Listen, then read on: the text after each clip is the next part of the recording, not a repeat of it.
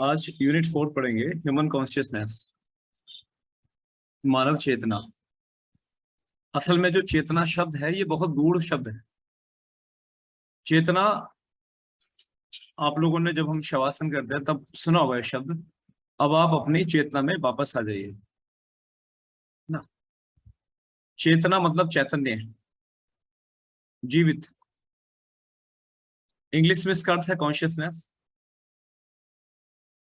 Consciousness शब्द को अगर परिभाषित करें तो इसके दो शब्दों से मिलकर बना है, कौन और सायर। ये लैटिन शब्द है, कौन और सायर,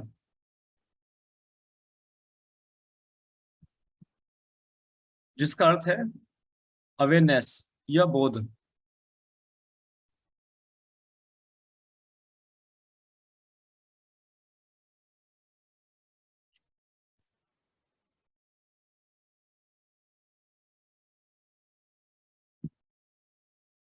क्या चेतना सभी में होती है? तो शायद पशुओं में नहीं होती है। सब में होती है। ब्रह्मांड के कण कण में चेतना होती है ना। ब्रह्मांड के कण कण में चेतना है, और जिसे आप निर्जीव कहते हैं उसमें भी चेतना है। चेतना सजीव और निर्जीव दोनों के अंदर है। कैसे? मैंने कहा, आपने मान लिया ऐसे काम नहीं चलेगा। इसमें प्रमाणिकता को भी देखेंगे। देखो, हम में चेतना है इसलिए हम बोल पा रहे हैं, सुन पा रहे हैं, समझ पा रहे हैं चीजों को। हम तो सजीव में आते हैं। पशु भी करते हैं। आप अपने किसी पेट को आवाज तो भागा चलाएगा आपके पास। ऐसे ही लेकिन निर्जीव में चेतना कैसे है? जो चीजें जीवित नहीं है, जैसे कुर्सी, मेज, हमारे घर, इनमें भी चेतना है। तो विद्वानों ने कहा कि यदि इनमें चेतना ना होती तो इनमें परिवर्तन ना होता। हर चीज में परिवर्तन हो रहा है। चीजें पुरानी हो रही है, चीजें टूट रही है, फूट रही है। आप एक रबड़ को रख दो अपने घर पे, कुछ टाइम बाद देखना रबड़ वो खराब हो जाएगी। हमारे घर की जो दीवारें हैं वो कमजोर हो रही होती है। इनमें परिवर्तन चल रहा है लगातार। परिवर्तन हो रहा है इसलिए चैतन्य है। जैसे एक पत्थर को आप जमीन में गाड़ दो, उस पत्थर का आकार, उसका वजन नाप लेना और उसे मिट्टी में गाड़ के रखना। उसके बाद उस पत्थर को कुछ समय के बाद निकालना, कई साल बाद, तो आप देखेंगे उसके आकार में और उसके वजन में फर्क हो गया है। ये विज्ञान भी मानता है। कैसे हुआ? क्योंकि उसमें चेतना थी। बस यही गूढ़ रहस्य है चेतना का, जिसको समझेंगे अब। इन्होंने कहा चेतना का मीनिंग क्या है। हमने समझा चेतना का मीनिंग है कौन, सायर, मतलब बोध, मतलब अवेयरनेस। ठीक है। फिर कहा इसकी परिभाषाएं क्या है चेतना की। तो बड़े बड़े विद्वान, हमारे देश में नहीं, हमारे देश से ज्यादा विदेशों में इसके ऊपर शोध हुए, चेतना के ऊपर। तो उन लोगों ने इसके अलग अलग परिभाषाएं बताई। क्या कहा? जैसे इसमें आता है, एक शख्स है,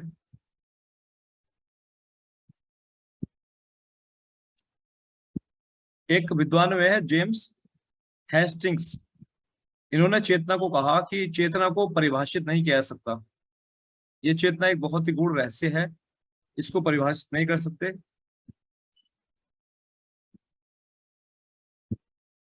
इन्होंने चेतना को प्राण के समतुल्य माना। अमेरिकी विद्वान है पुटनम।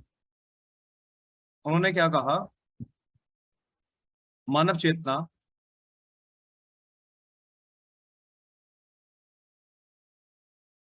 मानव चेतना ब्रेन रूपी मशीन के फंक्शंस से अधिक कुछ भी नहीं है। उन्होंने से ब्रेन का फंक्शन कहा चेतना को। फ्रायड ने क्या कहा? फ्रायड ने कहा कि जो चेतना है वो दो रूपों में है। फ्रायड, चेतना जो है वो दो रूपों में है। एक है चेतन और दूसरा है अचेतन।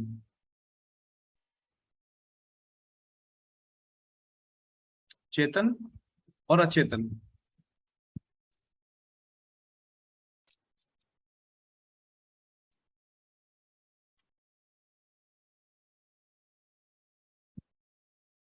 ऐसे ही एक और विद्वान में मर्टन हंट, मर्टन हंट।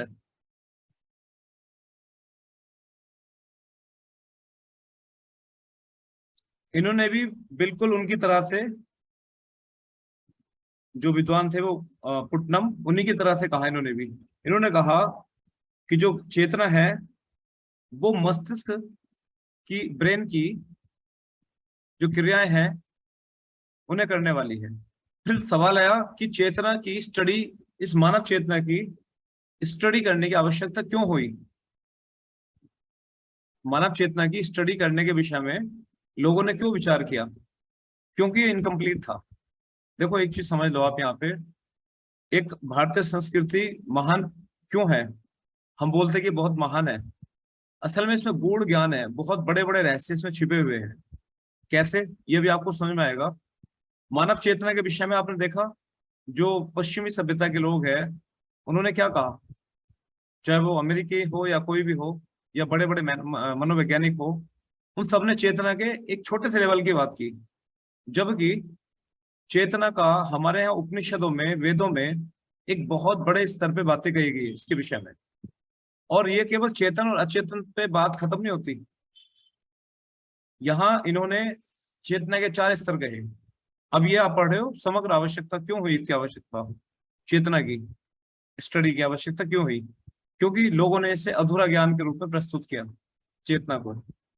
और विज्ञान उतना ही बोलता है जितना वो समझता है, जितना उसे प्रमाण मिलता है, उससे आगे विज्ञान बात नहीं करता।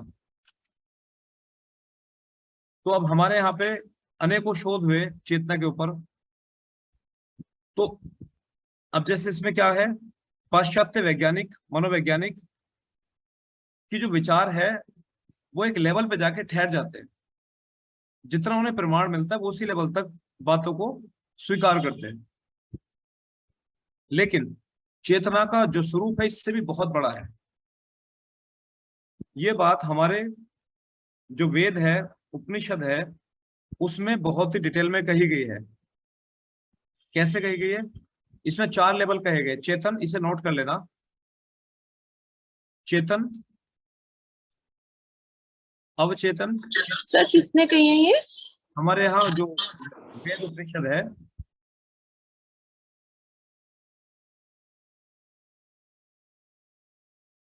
चेतन मतलब कॉन्शियस, अवचेतन नंबर 2, अवचेतन सबकॉन्शियस,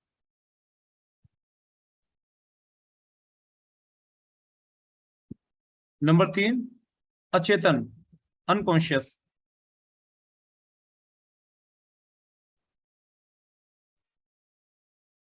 और नंबर 4 है पराचेतन सुपर कॉन्शियस। अब इनको समझेंगे है क्या चारों। देखो हमने चेतन के विषय में पढ़ा, समझा, हम सब जानते हैं चेतन किसे कहते हैं।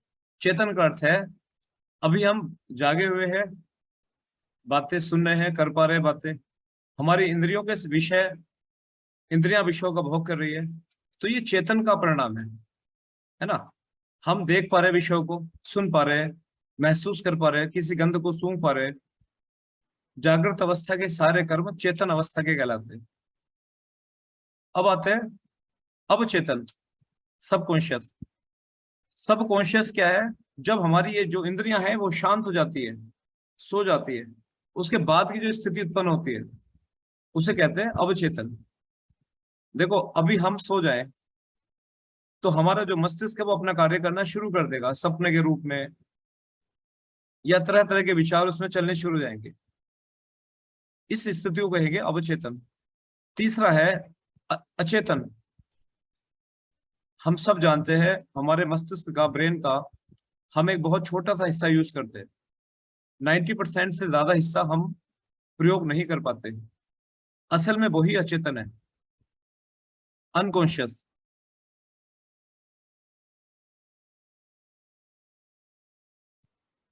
अब अनकॉन्शियस क्या है, हम जो भी कुछ जीवन में करते हैं, अब तक हमने जो भी विषयों के संपर्क में आए, हमारा ब्रेन रोज अनेकों विषयों का डेटा इकट्ठा करता है। रोज हमने अब तक कितनी पढ़ाइयां पढ़ी है, कितनी पढ़ाइयां हम पढ़ चुके अब तक, क्या वो आपको सारी याद है? कुछ भी याद नहीं होगा। आपको केवल महत्वपूर्ण बातें याद है। आपके जीवन में अनेकों घटनाएं अब तक घट चुकी है, आपको सारी याद नहीं होंगी। आपको केवल वही घटना याद है जिसके प्रति आपने ज्यादा जागरूकता दिखाई या बहुत ही ज्यादा महत्वपूर्ण थे आपके लिए। लेकिन वो बाकी घटनाएं कहाँ चली गई? बाकी घटनाएं अभी भी आपके अंदर ही है, लेकिन वो अचेतन में जाके चली गई आपके, जिसे आपको बाहर निकाल पाना बड़ा मुश्किल है। तो उस स्थिति में जब आप कोई अपनी पुरानी याद में जाना चाहते हो, अगर मैं आपसे कहूँ जाओ आप अपने उस ग्रेजुएशन में, जब आपने पहली बार कॉलेज में आपने एडमिशन, आप पहले दिन गए थे कॉलेज में पढ़ने के लिए, आप जरा उस दिन को ध्यान करो, तो आपको उस दिन की कुछ घटनाएं याद आएंगी, कुछ ही घटनाएं। लेकिन जब आप उस घटना के इर्द गिर्द की बातें सोचते हो, तो आपको और बातें भी याद आनी शुरू हो जाएंगी। जब आप उसे और थोड़ा सा वहां ठहर के उसके इर्द गिर्द की बातें ढूंढते हो, तो आपको और बातें याद आ जाएंगी। ये आपके ऊपर निर्भर करता है कि आप कितना डीप में जाके उसको चिंतन कर पा रहे हो उसका। तो आपको आपकी ड्रेस याद आ जाएगी, आपने क्या पहना था, आप पहली बार किससे मिले, सामने वाले से क्या बात हुई आपकी, उसके मन के विचार आपको पता लग जाएंगे, सारी बातें समझ में आ जाएंगी। ये है अचेतन का प्रयोग। अचेतन का प्रयोग केवल ध्यान की अवस्था में किया जा सकता है। अचेतन का प्रयोग हम केवल ध्यान की अवस्था में ही कर पाते हैं।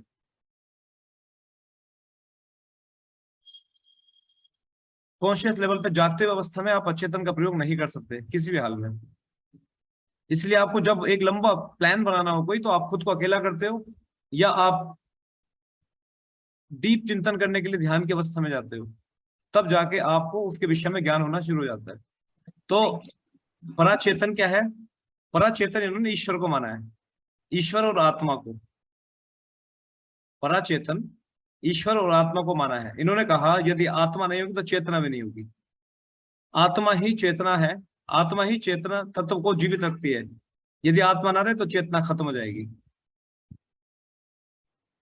और परमात्मा और आत्मा, देखो उपनिषदों में कहा गया है, मैं थोड़ा उपनिषद की बात आपको बता दूं। उपनिषद कहते हैं कि हम में जो प्राण है, वो प्राण यूं ही नहीं है, हमें इस प्राण को भी जो प्राण देता है वो है परमात्मा।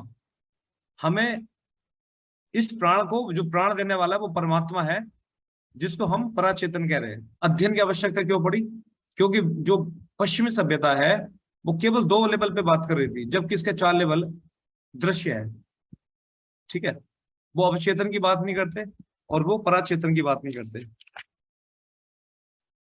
अब इन्होंने रेफरेंस के लिए कहा ह्यूमन कॉन्शियसनेस इन वेदों में ह्यूमन कॉन्शियसनेस का जिक्र कहाँ किया गया है।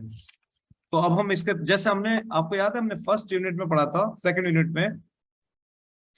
में था, आपके सिलेबस है आपके सामने तो देखोगे आप, डेवलपमेंट ऑफ योग इन बुद्धिज्म, डेवलपमेंट ऑफ योग इन बुद्धिज्म, जैनिज्म और इंडियन फिलोसफी। हमने योग का जो हिस्ट्री है, इतिहास देखा था बुद्धिज्म में, जैनिज्म में।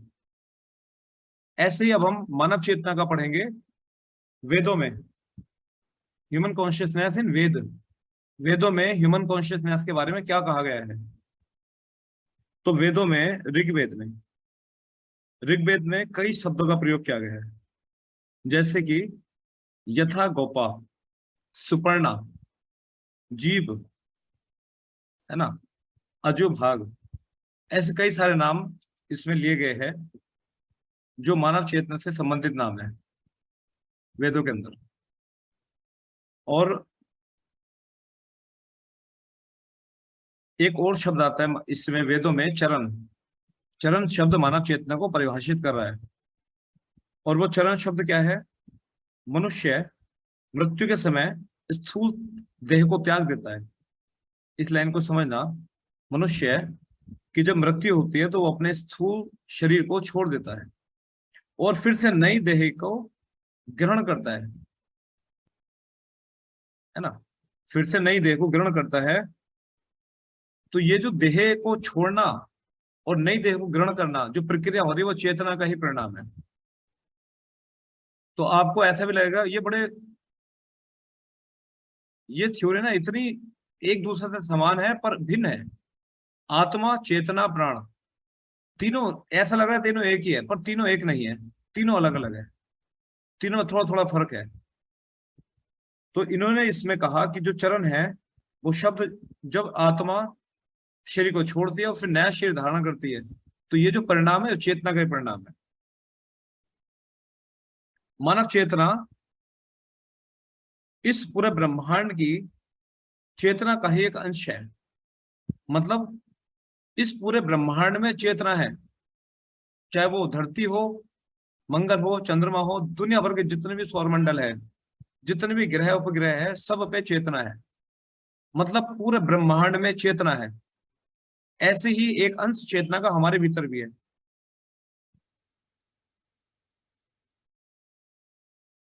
पूरे ब्रह्मांड में एक चेतना है, उसका एक छोटा सा अंश हमारे भीतर भी है।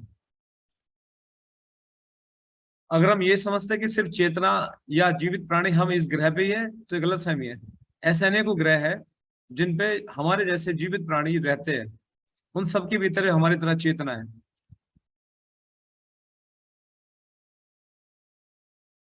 इसके लिए एक मंत्र आया इसमें वेदों में, अमृत्य मर्त्य का संयोनी।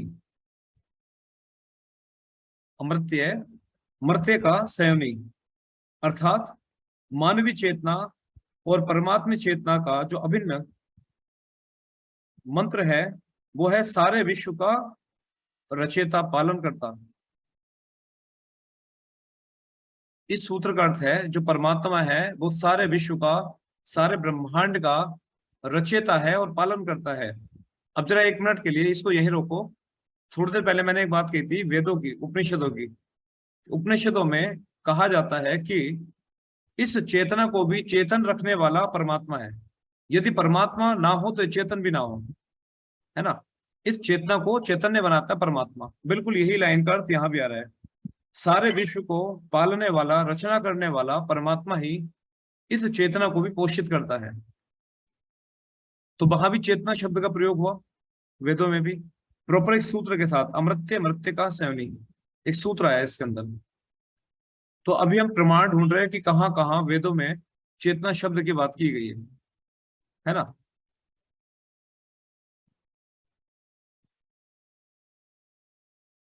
इन्होंने एक एग्जाम्पल भी यूज किया वेदों में।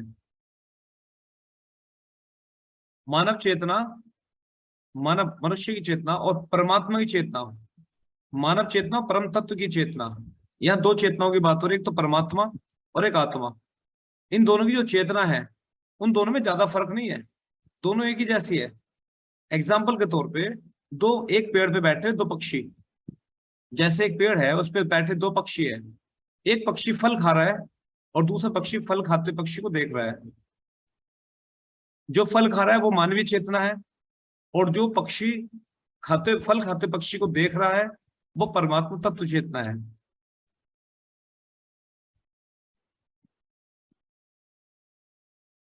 ये थोड़ा सा है ऐसा, टॉपिक ऐसा है, जल्दी से दिमाग में नहीं आता, बहुत गूढ़ है। ठीक है ना, जब आप इसे अपने आप से पढ़ोगे, थोड़ा चिंतन करोगे, तो समझ में आता चला जाएगा, है ना। एक पक्षी जो हमारे अंदर चेतना है, वो चेतना कर्म करती है, फलों को खाती, फलों का भोग करती है ना, कर्म करती है। जो कृष्ण ने कहा कर्म करती है फिर भोगती है।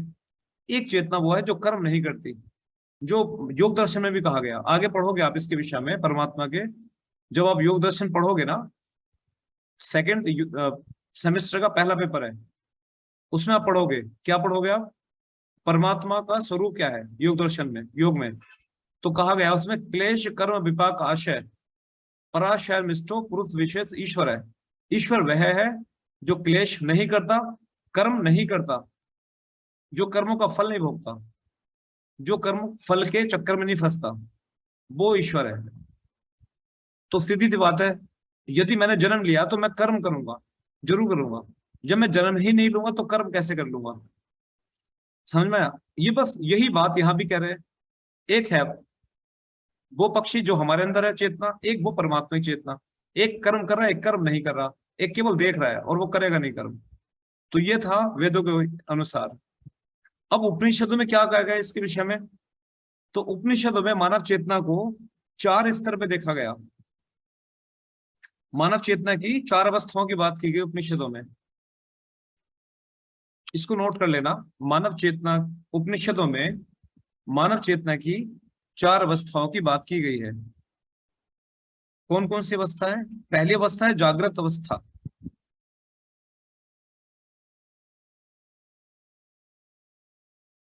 जागृत अवस्था। सर ये वही है जो मैं आपको तब पूछ रही थी ना, अब आप अच्छा, वही बता रहे हैं। तो मैं ओके। यही पूछ रही थी कि ये और जो आप ऊपर वेद उपनिषद कह रहे हैं, ये सेम सिमिलर है, सेम है ये? हाँ सेम ही है बिल्कुल। तब भी हम यही बात कर रहे थे। अभी हम उपनिषदों के रेफरेंस से कर रहे हैं। हाँ वहां हम एक कॉमन रेफरेंस पढ़ रहे थे, सबकी बातें पढ़ रहे थे एक साथ, कि पश्चिमी हाँ, सभ्यता में क्या कहा, वेदों में क्या कहा, उपनिषदों में क्या गया, है ना। अब ये हम सेपरेट पढ़ रहे हैं प्रूव करने के लिए। समझ गई मैं। उपनिषदों में मानव चेतना की 4 अवस्थाएं कौन कौन सी है? पहली अवस्था है जागृत अवस्था। दूसरी अवस्था है स्वप्न अवस्था। स्वप्न अवस्था। तीसरी है सुषुप्ति अवस्था। सुषुप्ति अवस्था। और चौथी है तुरीय अवस्था। तुरीय अवस्था।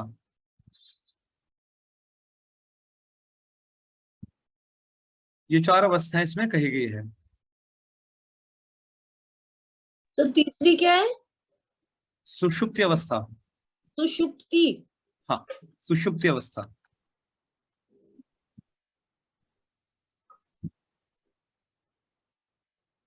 तो सर इसी के डेफिनेशन हो गए ना, वेकफुल, ड्रीम, डीप स्लीप और एकात्मा। ओके। हाँ ये है, हाँ, यही है, चलो ये पढ़ रही थी मैं। ठीक है। तो आपने उपनिषद में सार पढ़ लिए। अब इनको थोड़ा सा समझेंगे है क्या। जागृत अवस्था क्या है? तो जागृत अवस्था एक लाइन में लिख डालो आप इसे भी। जागृत अवस्था किसे कहेंगे? जागृत अवस्था में जीवात्मा विश्व कहलाता है। वह बाह्य इंद्रियों द्वारा विषयों का भोग करता है। जागृत अवस्था में जीवात्मा विश्व कहलाता है।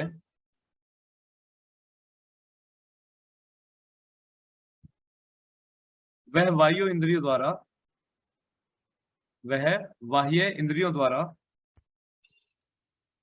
विषयों का भोग करता है।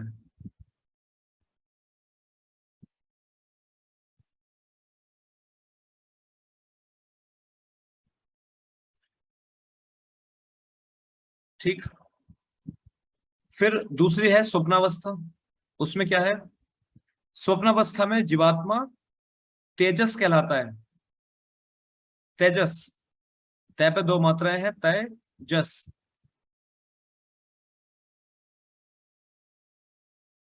वह आंतरिक सूक्ष्म वस्तुओं को जानता है और उनका भोग करता है। वह आंतरिक सूक्ष्म वस्तुओं को जानता है और उनका भोग करता है।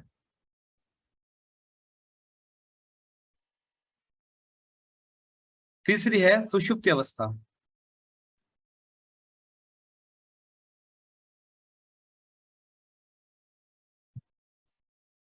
सुषुप्ति अवस्था क्या कहा इसमें? इस अवस्था में जीवात्मा प्राज्ञ, प्र, प्र पे आकर डंडा प्रा, और ज्ञ, ज्ञ ज्ञानी वाला ज्ञ, इस अवस्था में जीवात्मा प्राज्ञ कहलाता है। जो कि शुद्ध चित्त के रूप में विद्यमान रहता है। जो कि शुद्ध चित्त के रूप में विद्यमान रहता है।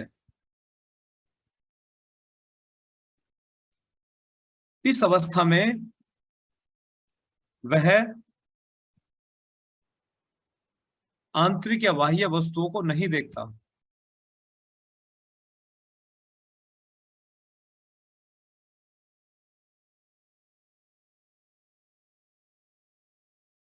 इस अवस्था में वह आंतरिक या बाह्य वस्तुओं को नहीं देखता।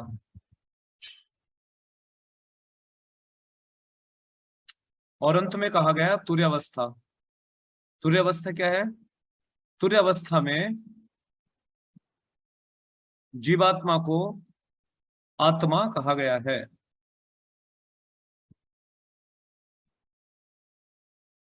तुर्यावस्था में जीवात्मा को आत्मा कहा गया है, यह शुद्ध चैतन्य है। एक लाइन और लिख लो आप, ये तो हमने उपनिषद के अंदर मानव चेतना के बारे में लिखा, भी मानव चेतना के विषय में थोड़ा और भी है, कठोपनिषद में भी देखा गया है ना। कठोपनिषद में क्या कहा गया? कठोपनिषद में मानव चेतना को शरीर, इंद्रियां, मन और बुद्धि से अलग माना गया है। कठोपनिषद में मानव चेतना को शरीर, इंद्रियां, मन और बुद्धि से अलग माना गया है।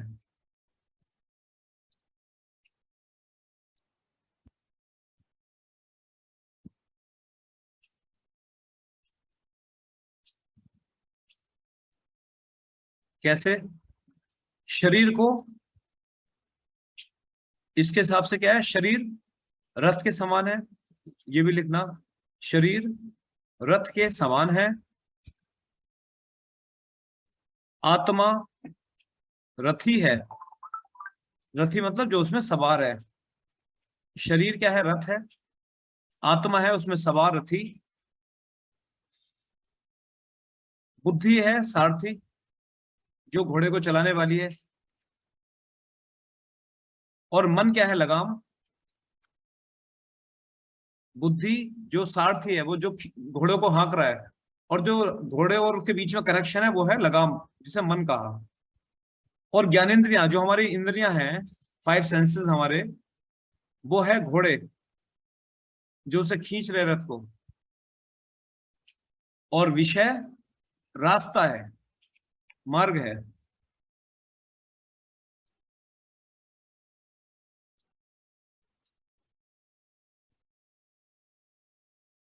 फिर लिखो, ज्ञानेंद्रियों का संचालन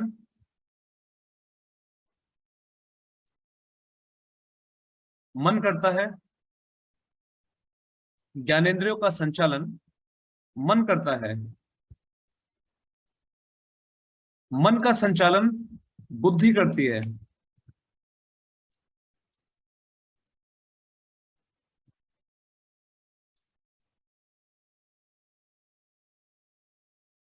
ज्ञानेंद्रियां, मन और बुद्धि से युक्त आत्मा ही मानव चेतना है। ज्ञानेंद्रियां, सेंसेस, मन और बुद्धि से युक्त आत्मा ही मानव चेतना है। अब देखो, पेन रख दो, ये समझने के लिए बहुत अच्छा एग्जांपल जो आपको मिला है, एकदम समझ में आएगा। थोड़ा कल आपने हमेशा देखा होगा एक कृष्ण जी का एक फोटो, जिसमें एक रथ है, रथ हमारा शरीर है, रथ में बैठा हुआ एक आत्मा है, इस रथ को चलाने वाला एक सारथी है ना, बुद्धि, और लगाम है मन, जो घोड़ों को नियंत्रित कर रहा है, नहीं तो घोड़े इधर उधर भाग जाएंगे। ठीक है, तब यह रथ हमारा जीवन रूपी रथ चलता है और अपने उद्देश्य तक जाता है। यदि किसी वजह से लगाम ना हो मन इंद्रियों के ऊपर, तो घोड़े अपनी दिशा में नहीं जाएंगे। मान लो आप एक चौराहे से निकले, मुड़ना था राइट, घोड़े सीधे भागे चले गए, तो उद्देश्य तक नहीं पहुंचेंगे, हम भटक जाएंगे। लगाम थी तो घोड़े को खींचा, राइट में मोड़ दिया। तो ये मन है, इसलिए कहा गया है कि मन की लगाम इन इंद्रियों पे हमेशा टाइट रखो। इंद्रियां तो भागेंगी विषयों का भोग करने के लिए, इनका गुण है, लेकिन आपका मन होना चाहिए, उस पर लगाम खींची होनी चाहिए। ये नहीं कि मन ने कहा ये कर लो, मन ने कहा ये कर लो। और बुद्धि निर्णय लेती है सही गलत का, ये सही है गलत है, करूँ ना करूँ, पाप है पुण्य है, बस तब हमारा जो रथ है वो सही मार्ग पे जाता है, उद्देश्य की तरफ जाता है। तो चेतना का जिक्र यहां भी देखा गया। फिर है षड दर्शन में मानव चेतना। तो मेरे ख्याल से इसे पढ़ने की आवश्यकता नहीं होगी, क्योंकि जो हमने लास्ट टाइम पढ़ा था षड दर्शन में योग सेम हूबहू बातें, बस उसमें योग की जगह मानव चेतना लिख दिया गया, हूबहू बातें हैं।